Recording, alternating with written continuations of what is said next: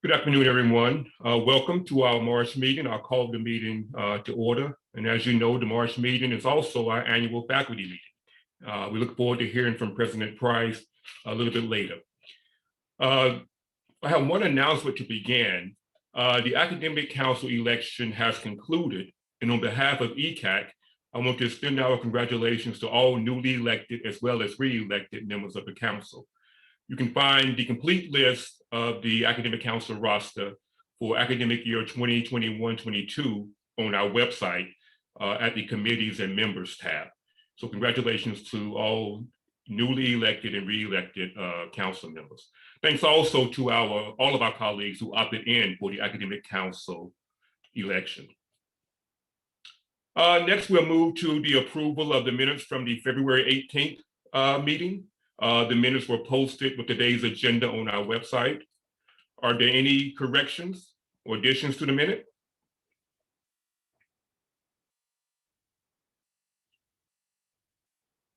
Hearing none, the minutes are approved.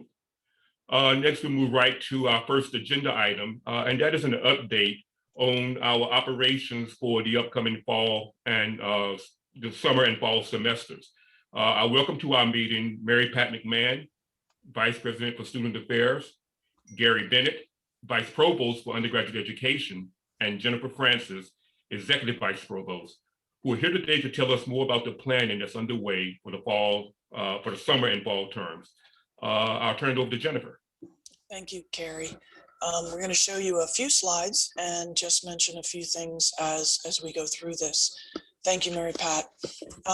First thing I wanted to just mention, we're going to talk briefly about spring, a little bit about summer, briefly about fall, and then I'll turn this over to Gary and Mary Pat. If you could go to the next slide, please. Just a quick summary on slide before, please. Just a quick summary on where we are with spring. Our total enrollments remain similar to fall at about 16,300 students. That's about 6,600 undergraduates who are enrolled, and I'll come back to this in some form or another, and about 9,700 graduate and professional. Of those 6,600 undergraduates, there are about 6,000 who are here in Duke housing, about 3,600, and off campus about 2,400. Obviously, there's a difference between those. We have about 600 undergrads who are in a variety of remote or choosing not to be on or off campus, but to be in their homes, etc., during this semester. This semester, we are offering slightly upwards of 3,500 courses. That's across both undergrad and graduate. And about 30% of those are either fully in person or have an in-person element to those. If you could go to the next slide. Thank you. For summer, we are planning, as we have announced before, a very Duke-centric summer 2021. We've invited all Duke undergraduates who are participating in any 4-credit summer session classes, or, and this is a new piece, for any approved co-curricular activities that we have been inviting faculty and other groups on campus to propose to us. Examples of those include Duke Engage virtually, Data Plus, Fast Connections, working in research labs, virtual internships, etc. We've been amassing applications for those, and we're still looking at the numbers coming in for those pieces. Summer session 4-credit courses will also be open to non-Duke undergraduate students, as we have done in previous years. I will note that we have already indicated that we do not plan for any Duke-sponsored travel for undergraduate students this summer. And lastly, and importantly, we are planning to continue both baseline and surveillance testing, as well as social distancing and masking throughout the summer. We've been corresponding with schools about tentative plans around that baseline and surveillance testing. Lastly, for fall, at this time, we are anticipating that Duke will be operating close to normal with a return to in-person campus activities. Couple caveats that could easily change. And secondly, we are, of course, going to be adhering to any CDC and state guidance. And right now, for example, we don't know what the state guidance or CDC guidance will be with respect to social distancing, and we're just going to have to wait to see what we learn from that. One of the reasons, obviously, the social distancing is actually quite critical for planning classroom scheduling. And that's one of the reasons that we moved registration for fall away from the March, early April, when we knew we would not have information on that till June and July. Obviously, we are monitoring this very closely because we know that the earlier we can start making plans, the better. And so we're looking into that. We're asking the right questions, but there's no guidance currently about social different distancing. I'll also add that we are aware that travel in some form or another may continue to be disrupted. At a minimum, we would expect some global travel restrictions, but we don't yet know whether there will be restrictions that, for example, might be linked to having or not having the vaccine, or what the other restrictions may be with regards to visa travel is but one example. We have therefore not yet made a final decision around undergraduate travel for fall 2021, such as, but not limited to, study abroad. With that, I'm going to turn this over to Gary, and then Mary Pat will give you an update on how things are going on our campus activities. Let's see. So Jennifer, I'm actually going to start, and I hope everybody can hear me okay. Hi, thank you for letting us run through all this information this afternoon. Thanks to everybody for all that's happening at the grad, professional, and undergrad levels with our students. We just wanted to step back. I imagine part of the update is going to involve sort of how it's all going with our students. And so talking in sort of the aggregate numbers right now, part of our goal this year has been, when we were talking about the Duke Compact in the summer, we talked about ways to think, and we were hoping we were thinking too far on the out months of about not just our 1 month and 2 month compliance rates, but 6, 9, 12 months, and it turns out to have been prescient to be thinking about that. So we set up a communication strategy that allowed us to reach students on a regular basis so that they would know what was going on as much as possible. The OUE, Office of Undergraduate Education, sends out a weekly message. Gary and I send a joint update message bi-weekly to all students, and then we send a monthly conduct message out. One of the sort of hidden successes, I think, of our engagement with students this year has been that over 70% of our students read those messages. The conduct one actually gets a higher open rate, and it also goes out, we're getting better as time goes on, to faculty and staff and key affiliates at the university. We send messages to families too, because there's just so much happening, so much change. Keeping people in the same conversation as much as possible is our constant goal, and things change frequently, so it's never sort of a linear sort of progress point either. We've used various formats. We've had town halls, video introductions, and then sort of newsletter formats. Quite a bit of social media, which reaches more of our students and our undergraduates than we've ever reached students before. So we were really pleased with that. Great partnership with University Communications to amplify particularly important messages, and with school communications officers too. So thanks to everybody's teams for helping with that. Another piece of how we've ensured regular communication with our students has been working with the graduate and professional student government and our undergraduates in constant conversation. There's a lot of texting, a lot of standing meetings, and a lot of continuous sort of circling through. So that we get real-time feedback from the students as to what their concerns are, things that they're hearing about, confusion, things like that. We had a student advisory board in the summer and fall at the undergrad level, continue to meet with the graduate and professional advisory board now, and that's just been tremendous as well. On the accountability side, how this strategy has gone, make sure people know what's going on as much as we can, and with everything changing, and then positively lift up and encourage great behavior, people making sacrifices, people really trying to join us in this effort. We've got, I don't know what Jennifer, final number is 14,000. We have 14,000 students that by and large, day to day and week to week, are working incredibly hard to get us through, the same way our faculty and our staff and our community partners are. So emphasizing that has been part of our strategy, so that students feel that we're not sort of just looking at the pieces of the conduct in the Duke Compact compliance that are out of sync with that. It helps our students who are making so many sacrifices feel seen and understood. We do have accountability measures in place for our students. The conduct message that goes out monthly, like I said, that gets a lot of attention. And we, in sort of sending that out, try to help students understand that there's a progressive disciplinary sort of process. So we categorize flagrant violations. Plenty of students have had sort of non-flagrant, sort of health intervention style conduct interventions. They're not wearing a mask in the hall. They had people in the room. And they weren't supposed to, right? And those students have had educational conversations with Housing Residential Life, Do Well, our wellness team. We've reappointed. There's a lot of redeployment in the sort of on the ground, on campus support for the pandemic year. Several hundred people in different roles than they would be in a normal year. And some of that is the conduct team. The conduct team has grown significantly because we've reappointed quite a few folks over there. 2.5 times the number of cases over this time. At this point this year, 2.5 times the cases that would typically be seen, most recently 2019, 2020. We're focusing on the good stuff. On the accountability side, I mentioned flagrant violations. Students that are hosting large events, students that are, not following isolation and quarantine protocols.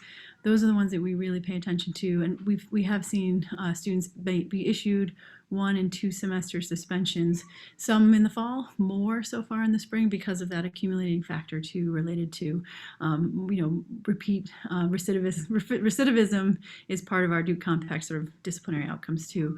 I'll just say up front that if folks have questions about specific student conduct cases or specific incidences, I obviously can't, the same way I wouldn't talk about anybody's own disciplinary sort of outcome at any individual student. I wouldn't be able to give actual updates about specific cases that are open right now. So our effort has been to sort of get that aggregate information out there on a regular cadence.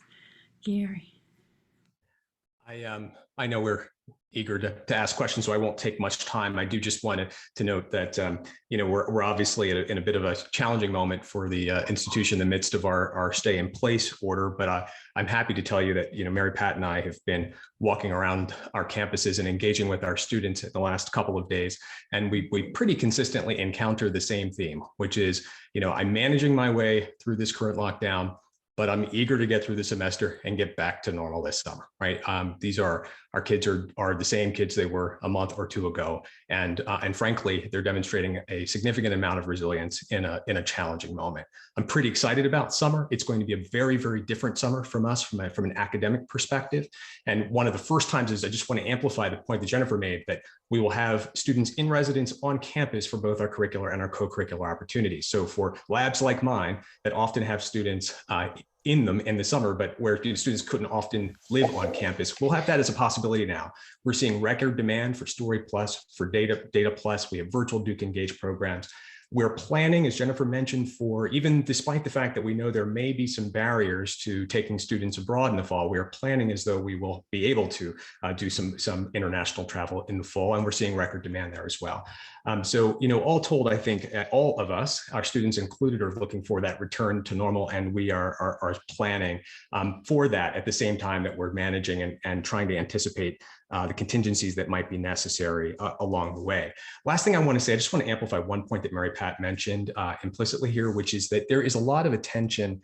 There's been a lot of attention paid to our utterly world-class testing program in the last couple of months, but I don't want to miss the opportunity while I'm off mute to acknowledge the efforts of literally hundreds of our colleagues, particularly in student affairs, also in the Office of Undergraduate Education, but particularly in student affairs, who've been redeployed and working multiple hours, 60 hours a week, away from their families in the late evenings to ensure the safety of this campus. So my hat's off to Mary Pat and her entire team for serving us so well.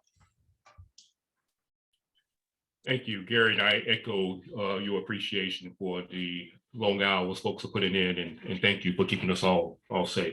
Provost Kornblum, do you have anything you want to add before we turn to questions?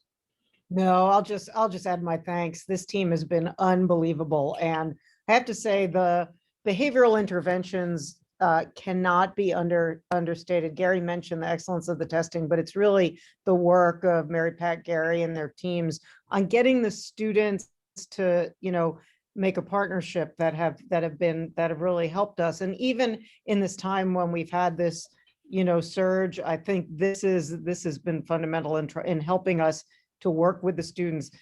get it under control, but also do that in a way that addresses student mental health issues, et cetera. And I think that's been really important. Great, thanks, Sally. I have one question. In the presentation, we heard quite a bit about how we're going to proceed. Will we be hosting events on campus? Is that allowed, right? Can we have a conference, have a symposium on campus where we bring outsiders to campus? Do you mean this summer, Carrie? The fall mostly. I think it will depend, honestly, on the guidance that we get from the state and the CDC. Okay. So we shouldn't plan anything, or we can plan it and have it as a tentative on-campus event? I would probably plan on virtual, and therefore, in a fallback if we can do something on campus. Okay, great, thanks. Are there any other questions for the team?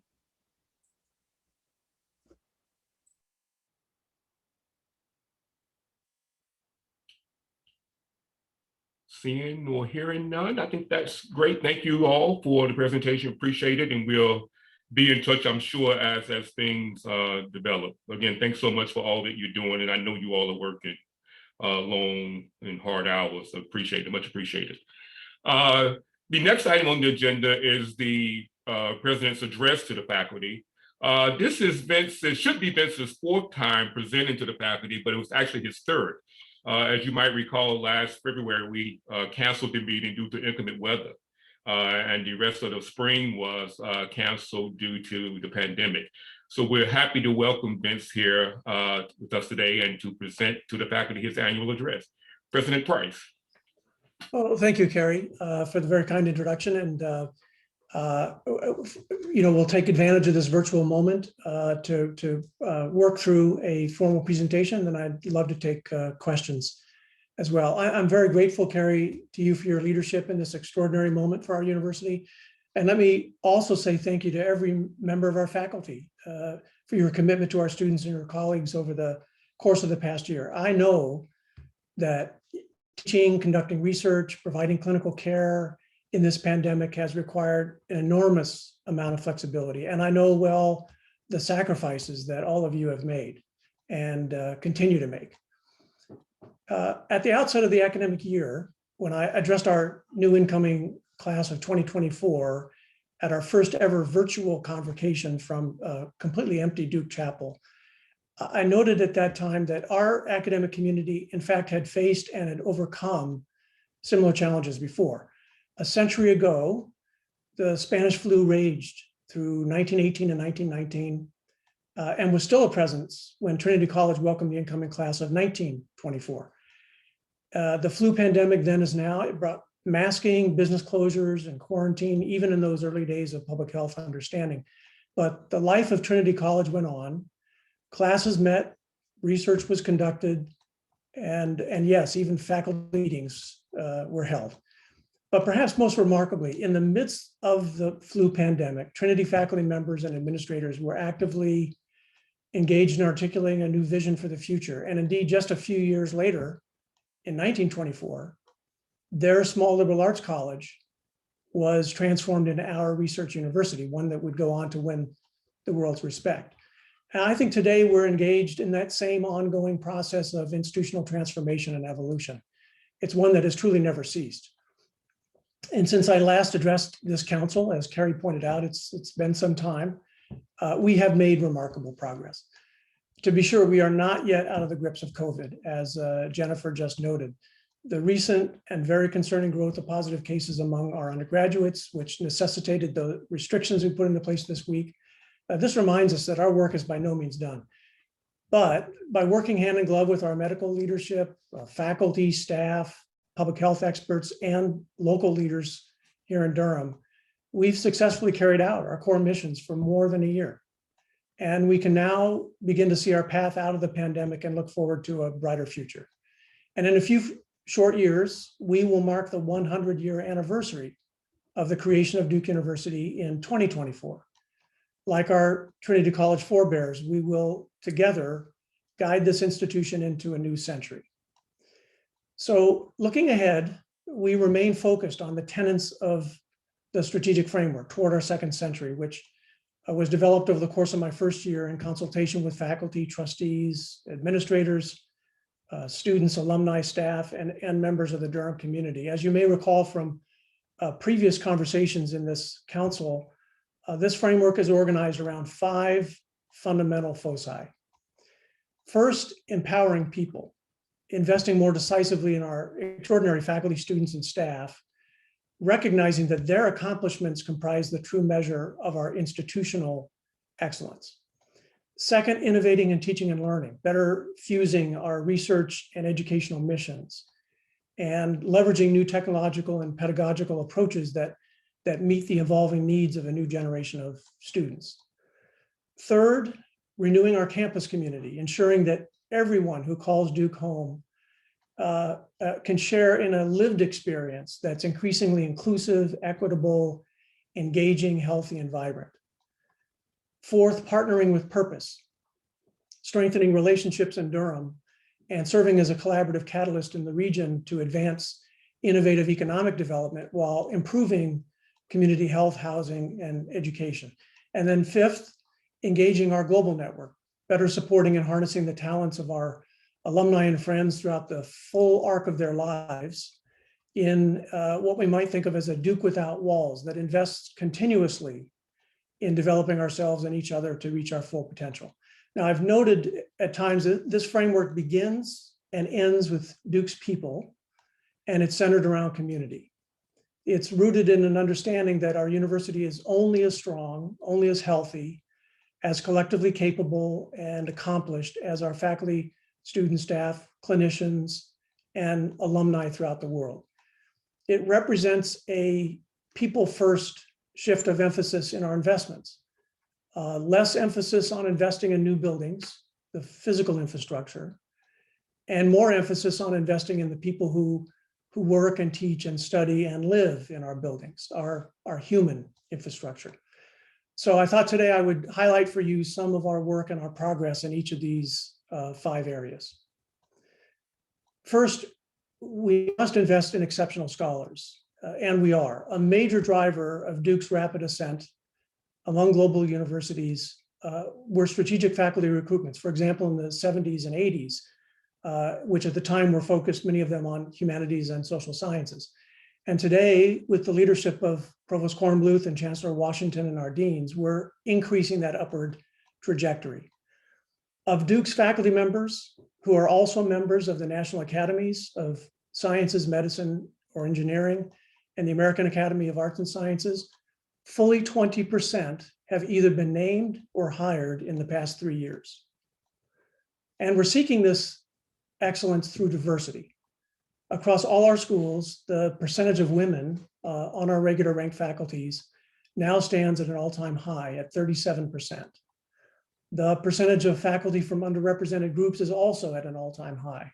With the creation of the office of the Vice Provost for Faculty Development 3 years ago, the number of regular ranked Black faculty at Duke has increased from 67 to over 80, which is a 19% increase.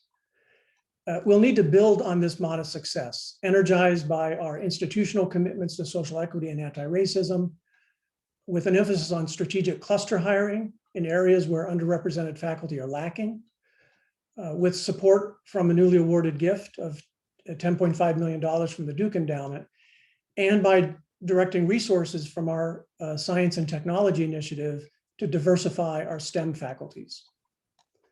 And as you know, strengthening Duke Science and Technology is a key element of our strategy. We're driving our initial faculty recruitment efforts around signature areas identified by the faculty and trustees who served 2 years ago on our Advancing Duke Science and Technology Task Force, furthering data science and machine learning, advancing material science, and unlocking biologic resilience. And to these ends, we secured $100 million in new funding, half from the Duke Endowment, half from our health system, and we expect similar investments to follow.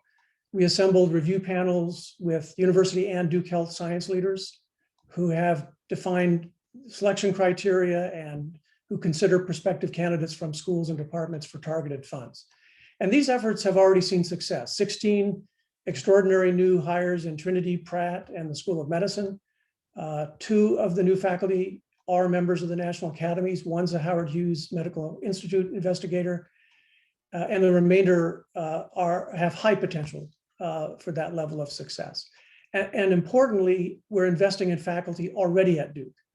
And we've been able to retain several top faculty members who had strong offers from other leading research universities. Our initiative in science and technology is paired with a broader effort to seek support for faculty across the disciplines.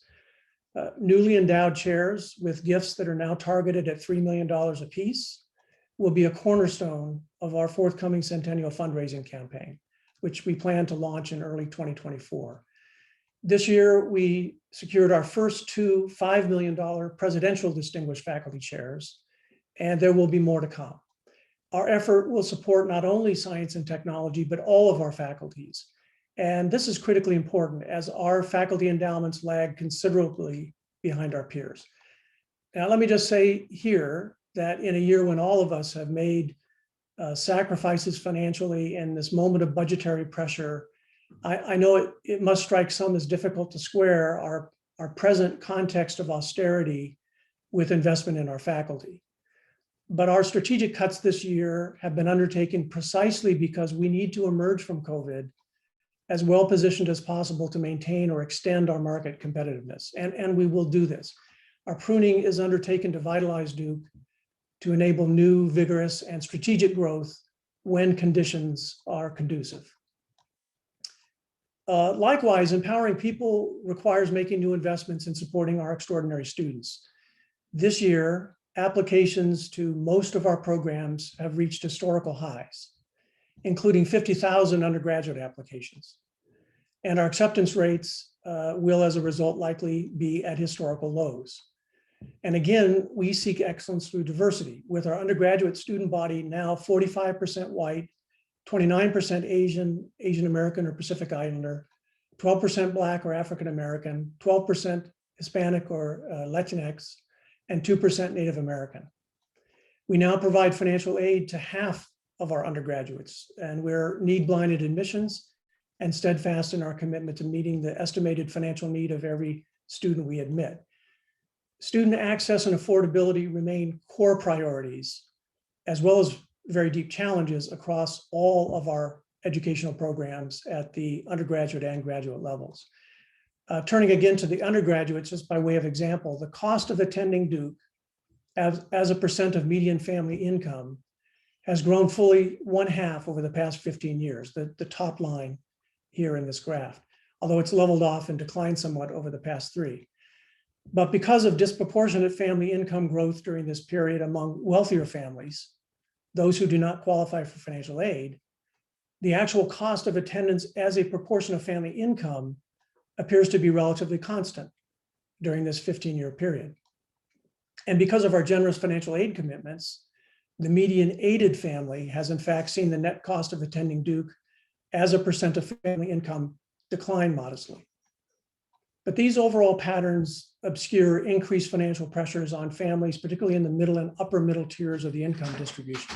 And they're also quite costly, and they're achievable only with a financial aid budget that has been growing very rapidly, projected to increase by 10% next year alone, and will need to be addressed to ensure that the provost funds earmarked for strategic investment are not unduly impinged. So for all these reasons, financial aid is another top fundraising priority. Last year, the provost and I made available $50 million of the funds received from the sale of the Lord Corporation for a financial aid challenge, with the goal of raising $100 million toward undergraduate financial aid endowments. Our School of Medicine is in the process of securing a record gift to support student financial aid, and this will be a core priority of every school in the upcoming fundraising campaign. Empowering people also means investing in our talented staff members across Duke University and DUHS, who are absolutely vital to our missions of teaching, research, and patient care. Our staff have been magnificent this year in helping us navigate COVID, both on campus and across our health system. Shortly after my arrival in 2017, we announced our commitment to increase the minimum wage for all Duke and DUHS employees and full-time contract workers to $15 per hour. Last year, we overhauled and improved our parental leave policy for staff and faculty for the first time in more than 15 years. And in our work to rein in costs over this past year, we purposely distributed our cuts in a progressive fashion to insulate our least advantaged employees from as much harm as possible, providing supplemental pay to those earning below $50,000 annually, and working to keep our staff in regular full pay status throughout the year. The second focus of the framework, transforming teaching and discovery, especially by leveraging technology, has taken on new urgency in the context of the pandemic. The Duke's Office of Learning Innovation, which was announced in 2017, has been working in close collaboration with the Office of Information Technology to help Duke take tremendous strides by partnering with faculty to promote student-centered teaching, conducting research on the effectiveness of new instructional techniques, developing online courses and programs, and exploring new learning and teaching technologies.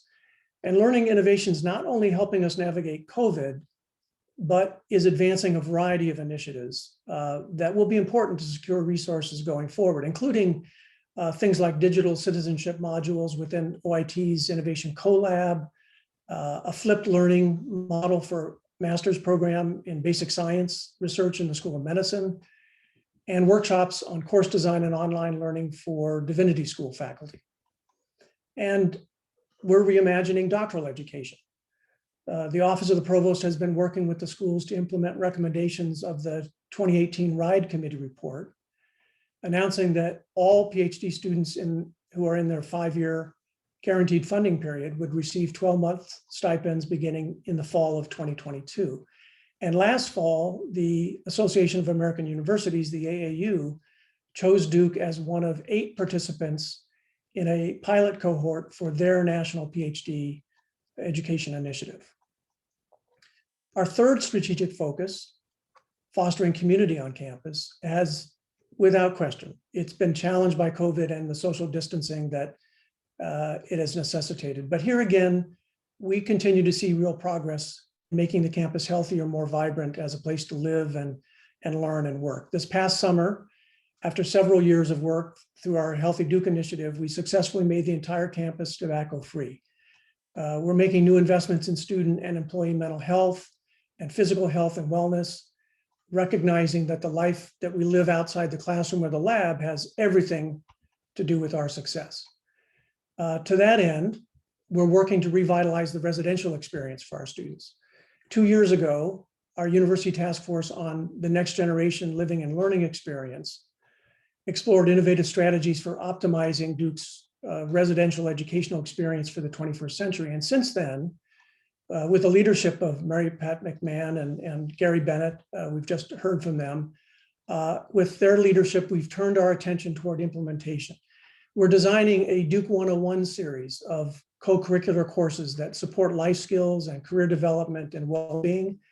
We're organizing houses on the West Campus into diverse communities or quads and linking them to East Campus residence halls in ways that will deepen connections across the class years and connections with our faculty and alumni. And we're also delaying rush into selective living communities so that our sophomores are assigned to housing independently of any rush process. In light of the growing urgency to address climate change, we've intensified our efforts to make Duke more environmentally sustainable. We entered into an historic agreement this year to supply more than half of our energy needs from solar power in the coming years. We also launched a strategic task force, again, with faculty, trustees, and student representatives on climate and sustainability at Duke. That task force, together with additional faculty working groups, will help articulate our next level sustainability vision for our educational mission, for our campus operations, and for our research through investments in strategic areas of scholarly focus that build on Duke's distinctive strengths across the entire university. And we continue to build our campus community through the arts. Provost Kornbluth and I formed an arts planning group in 2018 to revisit the last strategic plan for the arts, which was completed more than a decade earlier, and to develop a new comprehensive strategy for the arts. Duke Arts, which is now under the leadership of our first full-time vice provost for the arts, John Brown, has continued to find ways to infuse the arts more effectively into the undergrad curriculum, to expand the range and scope of Duke Create workshops, to elevate our engagement with the arts community off campus, and implementing other recommendations of the Arts Planning Group. A critical aspect of fostering community is reaffirming and communicating Duke's core values, and we've sought to incorporate these values into our strategic work at every level, including a reanimation of our presidential awards program to align with our values. We've launched initiatives to assess and improve the work environment across campus for women and minority populations, and we strengthened our research integrity programs. Perhaps the most salient initiative of our work here is around anti-racism and equity. And this past summer, as you know, I charged the provost, executive vice president, and chancellor for health affairs with identifying specific anti-racist actions and implementation plans that would be in keeping with and would span all 5 of the areas highlighted in our strategic framework. We have sought to move decisively and without delay to mobilize every part of our enterprise by redoubling existing efforts and by initiating significant new programs. And I want to thank all of our faculty and staff for the way that they've embraced this mission. People really have stepped up, and we've seen numerous and very thoughtful anti-racism programs developed. And I know discussions are taking place across campus around how to live out our commitments. But we have to ensure, I have to ensure that anti-racism and equity remain long-term priorities for Duke, woven carefully into every aspect of our institutional strategy and culture. And to that end, the Offices of Institutional Equity and Faculty Advancement are collaborating with our deans on a new comprehensive climate survey for campus that will encompass faculty, students, and staff, and which will guide our work and help assess our progress. And we'll be launching that survey later this month. The 4th area of focus in our strategic framework is forging purposeful partnerships in our region. Strengthening ties with Durham will be vitally important as a priority in the years ahead because our relationship with the city is rich and reciprocal. Duke wouldn't be Duke without Durham. Durham wouldn't be Durham without Duke. And I'm fully committed to deepening our productive collaborations, engaging more openly with partners and critics alike, and strategically aligning our core institutional missions of education, research, and patient care with the needs and aspirations of our surrounding communities. Our Office of Durham and Community Affairs, under the leadership of Vice President Stephanie Williams, is working to better coordinate community support programs across Duke Health and Duke University. The Durham and Community Affairs team is also looking to partner in stronger coordination with academic units around civic engagement across the schools. And most importantly, bringing a stronger strategic focus, more pronounced community needs orientation and measurable impact to our initiatives. This year's strategic task force on Duke and Durham today and tomorrow is taking stock of all of our current engagement activities and advising on the ways that the university can best advance in the 5 areas of focus that Vice President Williams and her team have identified: affordable housing and infrastructure, food security and nutrition, early childhood and school readiness, college and career readiness and workforce development, and nonprofit capacity in Durham and the Triangle. In recent years, we've provided $12 million to support affordable housing, $8 million in grants to self-help to support community investment, and this past spring, $5 million for pandemic relief through our Duke Durham Fund. All of this work is in keeping with our articulated commitments to anti-racism and greater social equity. Looking ahead, I also see tremendous opportunities for regional partnership in research translation and commercialization. The Board of Trustees spent last year learning about this topic and exploring opportunities, again, with our faculty and with administrative leadership to expand our efforts in partnership with industry and other institutions of higher learning. Duke's programs to promote research commercialization have become progressively stronger over the past 3 years. thanks to leaders such as Robin Razor, Executive Director of our Office of Licensing and Ventures. Since 2017, 49 startups have been launched out of Duke, 90% of them located in North Carolina. And Robin's office has generated nearly $175 million in licensing revenue from 339 different agreements. From our year-long study, we emerged with a compelling vision for ways to better attract companies to the region, build on regional strengths in biotech manufacturing to attract corporate R&D, facilitate coordination with other universities in the region, UNC, NC State, NCCU, around perhaps a major and shared focus of research, for example, climate change or artificial intelligence and health, to attract more venture capital to this region. Today's announcement that Google is establishing one of their engineering hubs here in Durham, I believe is a result of Duke's leadership in these areas. Under the leadership of Sandy Williams, now our interim vice president for research and innovation, we're moving forward with planning to help realize these kinds of ambitious goals. Our portfolio of sponsored research remains incredibly robust at over $1 billion, and it's growing. We rank highly among the best research institutions nationally. And our research opportunities in the region are even more substantial, with the Triangle Universities and research nonprofits, including Duke, together bringing $4 billion annually in research to our region. Fifth and finally, our strategic framework commits to a distinctive vision for lifelong engagement. Our people-first strategy is rooted in an understanding that preparing students for lives of purpose, fulfillment, discovery, and accomplishment, that cannot end at commencement. Certainly not in such a rapidly changing world where the half-life of information and skills is incredibly brief, and where the premium on continuous professional adaptation and change has never been higher. So as we work to promote student-centered teaching and learning, we'll do well to harness the extraordinary knowledge and expertise of our global network of alumni and friends, and call on them to engage more fully with current students and with our faculty, to serve as student mentors and to serve each other as alumni throughout their lives.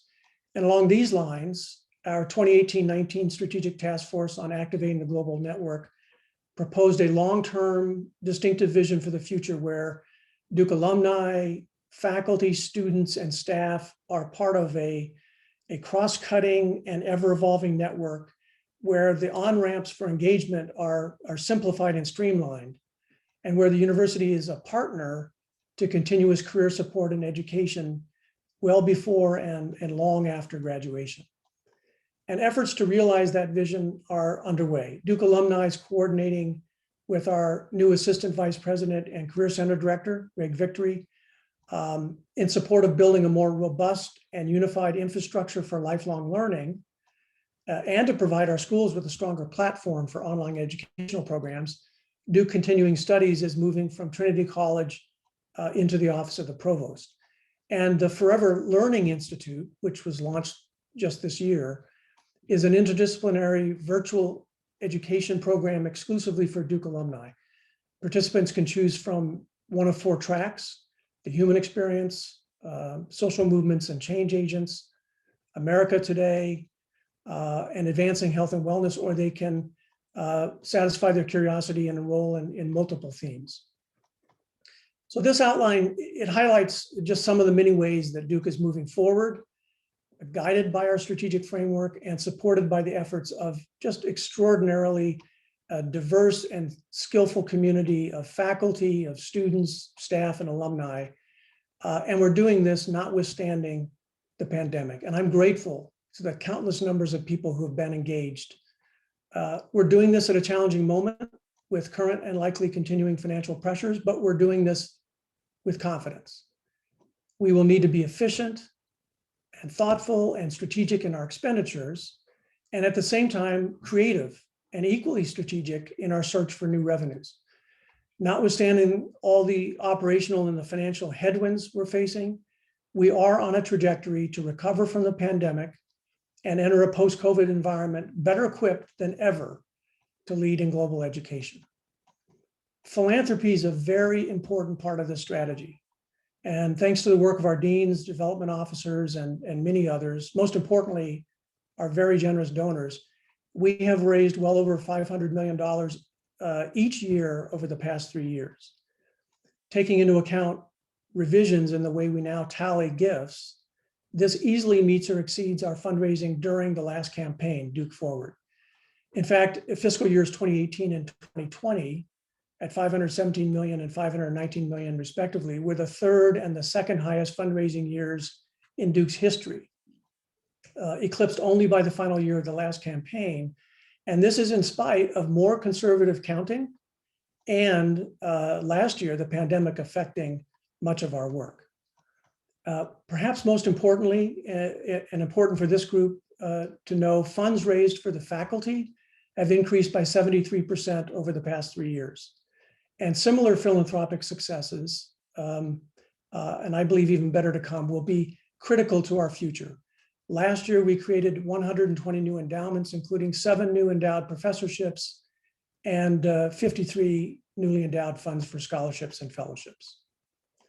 So the issues that we're facing today, systemic racism, climate change, the financial and the social headwinds of a changing post-pandemic world, those will certainly not be addressed in a year or 10 years, even a quarter of a century, but they will define the course of the next 100 years to come. And I hope that when some future Duke president, a century from now, goes digging through archives, that the story of this extraordinary moment for this institution will be that we rose, all of us together, to meet the challenges of the day, and that we prepared very well to seize the opportunities of the coming decades. So thank you, all of you, for your ongoing leadership, for your partnership to this end.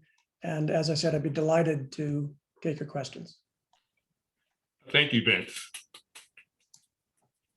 Please use the raise hand function for questions. I have a couple of questions in the hopper already, Vince, and one is, it picks up where you left off in terms of fundraising.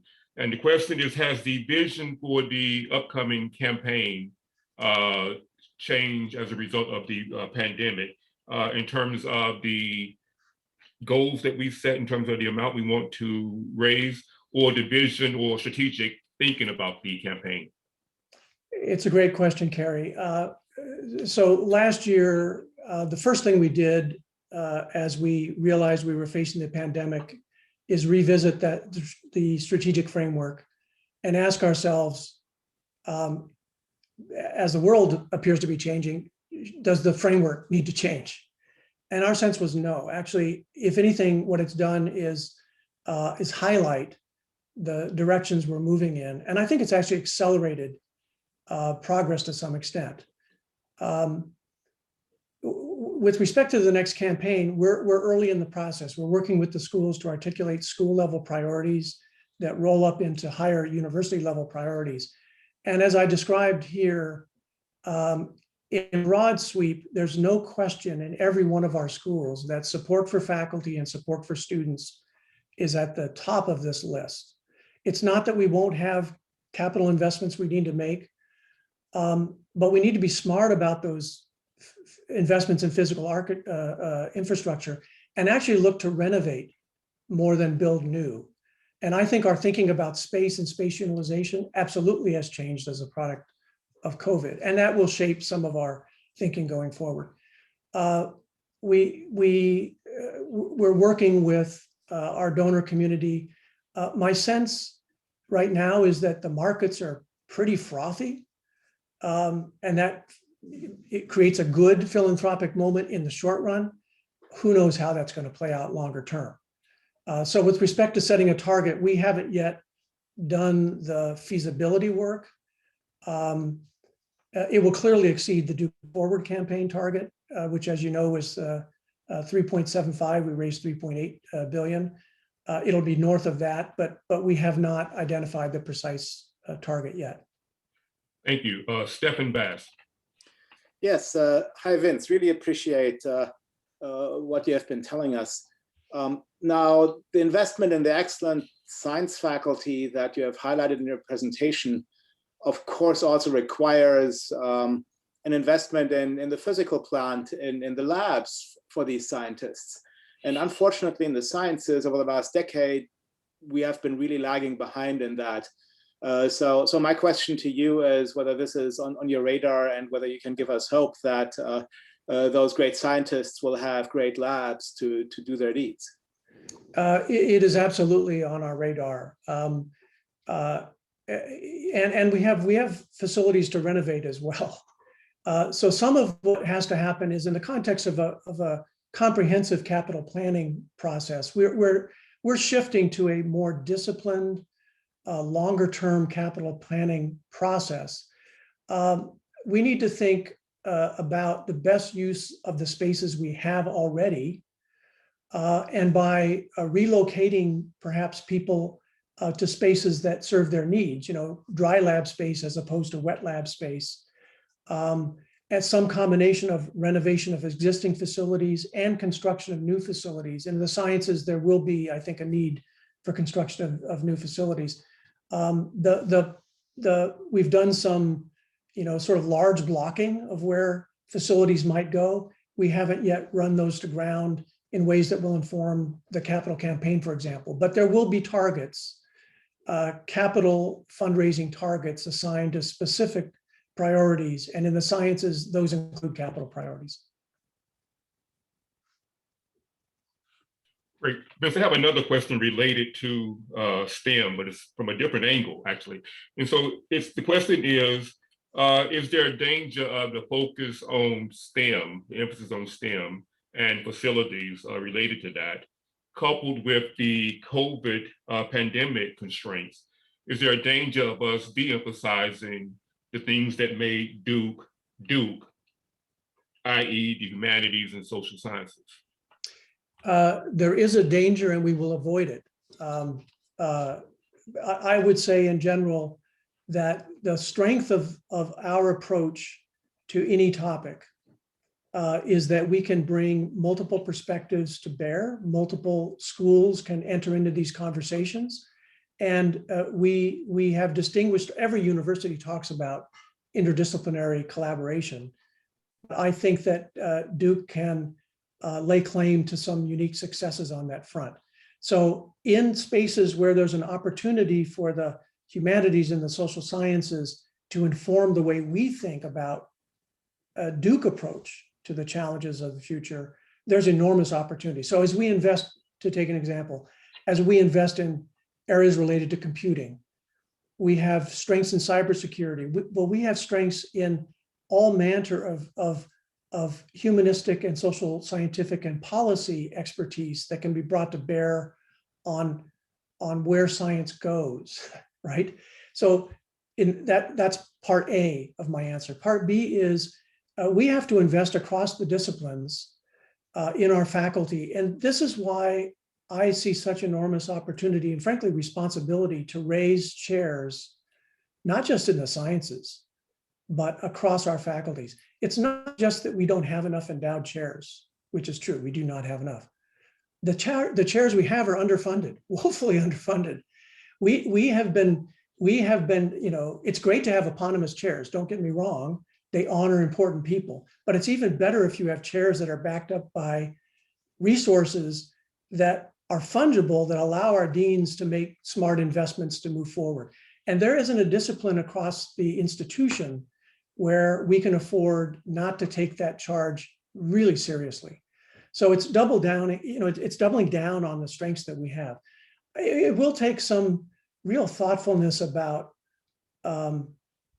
where we grow faculties across the disciplines. That's something that the schools and the faculties of the schools themselves need to sort out in conversation with the provost. But I think it's a huge mistake to emphasize STEM at the expense of the humanities or the social sciences. And those who understand the challenges best respond, I think, very favorably to an institution that demonstrates that we're committed to that liberal arts foundation that has always distinguished Duke. Cheryl Broberman. Sure. Thank you very much for the presentation, Vince. I'm curious how much knowledge we're going to we were thrown into this experiment of moving everything to online for the last year in many different ways, and how much you think that's going to change the flavor, tenure experience of being in Duke in the future. Well, I think that it has both positive and negative aspects to it, right? The positive aspect is we've been tossed into the deep end of the pool. So, swimmers who were standing around, walking around the pool, just not interested in, have taken the plunge. And so I think that has allowed us with open eyes to see some real opportunities and possibilities here. And I believe me, there will be a number of institutions moving quickly in a search for new revenues, expanding their online offerings. And we would be smart to give that a lot of thought, not just because it's a place to find resources, but because it's a way to extend our educational mission to new groups of students, to better serve this sort of lifelong learning continuum I described, and generate, I think, if we do this wisely, resources in the process. The negative piece of this is that what we've seen to date has been the product of a lot of building the plane while we're flying it, and we shouldn't confuse that with an optimally designed aircraft, right? And so we can't be too quick to judge the potential of a lot of these pedagogical techniques or new technologies based on our lived experience of the last year. That would be, in my mind, a terrible mistake, because we just haven't given it the discipline and the thought that it takes to do it right. And so I think there are a lot of opportunities. So, for example, a small example, there may be ways to combine long-term intensive face-to-face kind of high-touch residential on-campus experience that's alternated with, let's say, professional experience, supplemented by that conduit through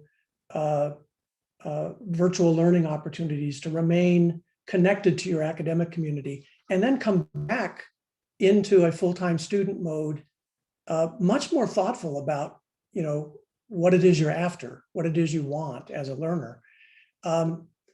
We're just not, none of our institutions are built particularly well to do these kinds of things.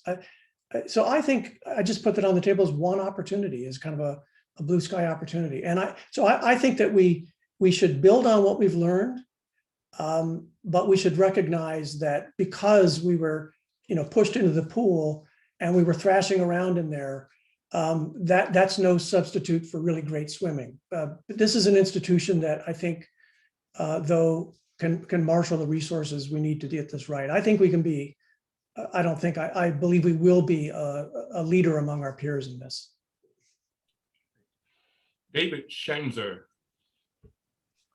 Thank you, Carrie. Thank you, Vince, for really terrific and a vision that's chock full of really promising things. I wanted to bring up the question of values and a topic you didn't touch on at all, which is China. China is involved in a massive, massive genocide that was named by the Trump administration, reaffirmed by the Biden administration. China has passed a national security law that would make it a crime for students visiting from DKU, Chinese nationals, to take many of the courses I and many of my colleagues teach. And this is not even getting into the questions of what's happening in Hong Kong with a massive oppression of millions and millions of pro-democracy people in Hong Kong, and issues that everybody else is very familiar with. So none of these things were the case when the faculty voted to move forward with the DKU program a number of years ago. And I'm just wondering, what is the status of our evaluation of our relationship with China? So David, thanks for that question. I would say a couple of things. While it's true that affairs have in China have developed in ways that are not positive since we entered into this arrangement with DKU. It's not entirely clear that we didn't know any of these things. I mean, we knew when we entered into the, I wasn't here, so I use the collective we, referring to Duke University and the faculty. It's a challenging thing for us to do. We did it for good reason, based on a belief that engagement, even with a country that engages in all manner of activities that we find objectionable, stood to provide benefit to the students who attend DKU, and ultimately longer term to China and the world. And I don't think we're in a process where every year we relitigate that conversation that we had, but we do monitor how well we're able to deliver on the promise that brought us to China in the first instance, in terms of what we're able to deliver to the students who are taking courses at DKU, and whether the restrictions cross a line with respect to academic freedom, for example, that would make the venture unworkable. So we're monitoring that, but I don't think at this point that we collectively at Duke want to step back from the vision that took us there. We look at this very carefully and constantly evaluate how well it's going. I've talked with Sally about this. Sally has a committee assembled to look at issues related to academic freedom. There are some bright lines that would make the venture unworkable. For example, our ability to operate our own VPN that creates an opportunity for our students to do things, to have discussions about Taiwan and what's happening with the Uyghurs and other controversial issues at DKU, which they do. So we'll monitor that. It is a difficult circumstance, but we do remain focused on the idea that constructive engagement remains one avenue to produce positive change, notwithstanding all of the very terrible things that you've highlighted. Final thing I'll say here is that we are working actively with other institutions that have overseas programs and campuses in China and elsewhere around the world. It's a group we're calling ourselves the Society for American Global Education, SAGE, because we want to think about a collective voice that we could bring to these kinds of challenges as well. So it's not just Duke University, but acting in league with other institutions. So you've raised some questions that we think very carefully about a lot, and there's no doubt we will be having more conversations going forward. And I'll just add that Executive Vice Chancellor at DKU, Al Bloom, has offered to come to Academic Council in the fall. We can arrange a time when he's in town so he could attend the meeting, so he'd be happy to come. And I think we should take him up on that offer to have him come. And he's an expert. He's on the ground there, can give us some more insights and information. Marin Levy. Wonderful, thank you. You mentioned some critical investments in the faculty in the forms of creations of chairs or further endowing chairs, and also hiring. I was wondering if there's any thought to further investing in the faculty in a broader sense. I know some faculty have raised concerns about the raises in recent years not keeping pace with the rate of inflation. So I was just wondering if that was also potentially on the table. Well, absolutely. Daniel Ennis is on the call. We've been thinking a lot about this. We have to remain competitive in the marketplace for the best talent. And we anticipate that we will bring back the university retirement contribution the 1st of July. There was contemplation, to be honest, about whether that should be in any way trimmed back. It's not. We'll bring it back at its previous state. We're looking at the salary pool for next year. We'll have a salary increase program for next year. We've released some initial guidance. We're looking at it very carefully. My hope is that because this year is looking more favorable than we anticipated. So I think, the salary program for next year, I hope will resemble what we've been able to offer in pre-COVID years. But the larger question is, how do we make Duke the very best place for faculty to do their work and feel rewarded? And this is a region of the country that for many years could bank on lower cost of living. Well, that advantage is less of an advantage today than it was 15 years ago. There are other advantages to being in the region, but we have to constantly monitor this to make sure that we have programs in place that attract the best talent, retain the best talent, and not just retain them because of salary, but because this is where they want to be, and they feel rewarded in every sense for being here. It's tough having gone through this year. We've asked for, as I said, a lot of sacrifices from people, but our objective going forward is to be competitive. Now, I will say there are value judgments we need to make. In the short run, we tried to hold on to staff and not engage in massive layoffs. There were other institutions that made different decisions and laid off people. We're always going to have those kinds of judgments to make as a university. But we will be very focused on salary equity issues, particularly gender salary equity issues, and being disciplined and thoughtful about that. So the short answer, Ren, is absolutely, we need to look at our salary programs, and not just for faculty, but for faculty and staff.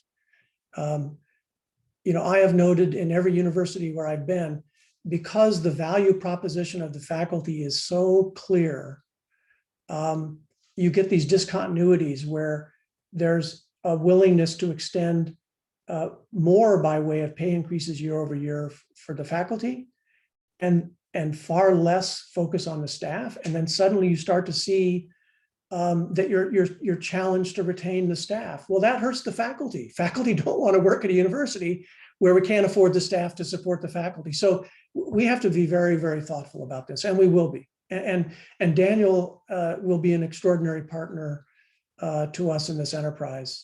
I can say just from my initial conversations and discussions with him. There's another question that's come in. This is about our global presence. Can you say a word about our global presence outside of China and beyond China? What's the vision for Duke globally?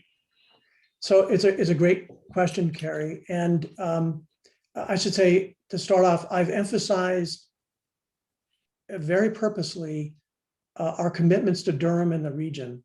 And I've talked so much about that because it reflects my own conviction that's the right thing to do. I think it's also a critical move for Duke, but please do not interpret this as a focus on the local or regional as opposed to our global activities. We are a global institution. We have faculty doing just extraordinary work in many, many parts of the world. That delivers tremendous value. I mean, higher education, let's face it, has been international from its invention.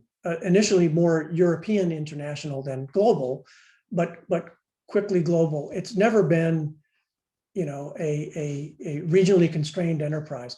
So we do have to find ways to do this. In a post-COVID environment, it's going to be rough. We have to look at, travel, costs of travel, how we maintain programs. I will say that because we have launched DKU, and because prior to DKU, we were very focused on Duke NUS, these are monumental exercises to launch universities elsewhere. It has resulted in, I would say, a global vision and global presence and global brand for Duke, but less a global strategy. I'm not sure what the global strategy is for Duke. And while we're not there yet, I've described a variety of strategic task forces. We will need, I think, work, Sally and I together, to sit down and really think about what is our strategy, what makes sense for us globally. We have these wonderful platforms in partner institutions, but I wonder, in a post-COVID world, will there be a higher need for interinstitutional collaboration to lift some of these large projects that are beyond the scope of even the wealthiest of institutions? And I would count us as one of those. Not quite Harvard wealthy, but pretty darn wealthy. So should we be thinking about some kind of a global consortium of universities built around specific disciplinary or interdisciplinary enterprises? I mean, those are the kinds of questions we should be thinking about. So I don't have the answers to that, but I do want to say that I am firmly committed to the idea that Duke is a global institution. It is today and will be tomorrow, and will become more and not less global, in the decades to come. Vince, thank you very much for your address, and this information has been very helpful and good for the faculty to hear from you. And we appreciate you taking the opportunity. Well, I appreciate it, Carrie. And, if I could crib Benjamin Franklin, I would say that I've seen that backdrop of yours, Carrie, and all year long I've been asking myself, is that a setting sun or a rising sun? And I'm going to call it a rising sun. So I hope this isn't too relentlessly optimistic for those of you on the call, who have just gone through a lot and given a lot and you must be feeling, as so many of us are, exhausted. But I do firmly believe that we have navigated as a community very well through this pandemic. Not over yet, but we've done extraordinary work, and we will come out of this that much stronger. Of that, I'm convinced. Thank you. Ordinarily, we'd be adjourning to a reception, but since we're here, we're holding on to the money. We're going to have a hell of a party when we're able to gather. Hopefully in the fall, we're going to throw a big academic council party out on the quad somewhere and have a grand old time. This concludes our business for today. Our next meeting, April 15th, pay your taxes early, so you can come to the meeting on the 15th. Thank you all. Stay safe and watch out for the storms that may be on our way.